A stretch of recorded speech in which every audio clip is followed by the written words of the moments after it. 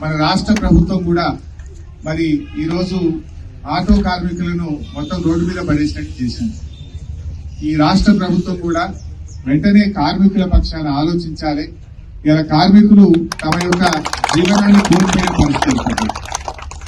దీనికి ఇలా ప్రభుత్వం వెంటనే ఈ ఆటో కార్మికులకు నెలకు 15,000 రూపాయలు జీవన భృతి ఇవ్వాలని డిమాండ్ చేస్తున్నారు.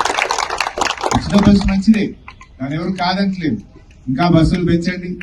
ఇంకా మారుమూల ప్రాంతాల్లో చాలా ఊర్లకు బస్సులు పోతలేవు, అక్కడ కూడా బస్సులు వేయండి. కానీ మరి కార్మికులు దాదాపు 6 లక్షల మంది ఆటో కార్మికులు ఈ రాష్ట్రంలో ఉన్నారు.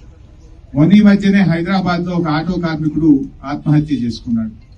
ఏంది ఇబ్బంది అని తెచ్చుకుంటే ఆయన మంత్లీ ఇన్స్టాల్మెంట్ కట్టలేకపోతున్నాడు. ఈఎంఐ ఉన్నది బ్యాంకులో, క్రెడిట్ ఫైనాన్స్ కంపెనీలో ఉన్నది. ఆ ఈఎంఐ కట్టలేక అప్పుల బాధ తట్టుకోలేక ఒక ఆటో కార్మికుడు ఆత్మహత్య చేసుకున్న పరిస్థితి ఉంది.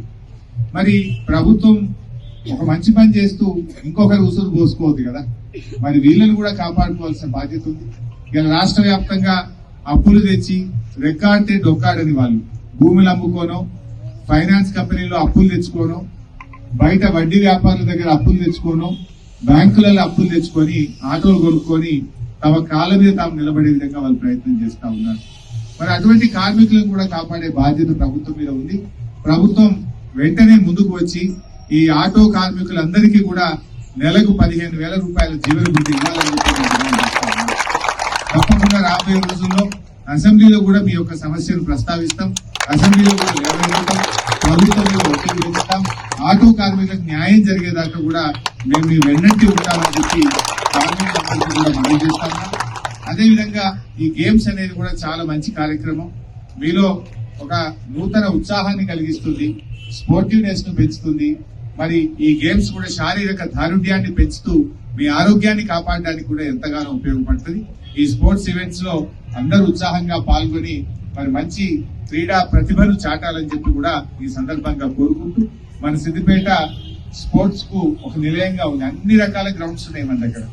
వాలీబాల్ కోర్టు గాని, ఫుట్బాల్ కోర్టు గాని, క్రికెట్ స్టేడియం గాని, మరి మన షటిల్ కోర్టు గాని, అదేవిధంగా అన్ని రకాల గేమ్స్, బాస్కెట్ బాల్ గాని, చక్కటి స్పోర్ట్స్ కు మనం డెవలప్ చేసుకున్నాం. మంచి స్టేడియం కూడా డెవలప్ చేసుకున్నాం.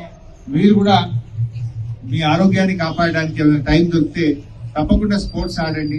లేదు ఉదయం పూటనో సాయంత్రమో ఎప్పుడు టైం దొరికితే అప్పుడు కొంచెం వాకింగ్ చేసి ఫిట్నెస్ ని ఇంప్రూవ్ చేసుకొని మీ ఆరోగ్యాన్ని కాపాడుకోవడం కోసం కూడా మీరు తప్పకుండా కొంత సమయాన్ని కేటాయించాలని చెప్పి కోరుకుంటూ మీ అందరికీ అభినందనలు. జై తెలంగాణ.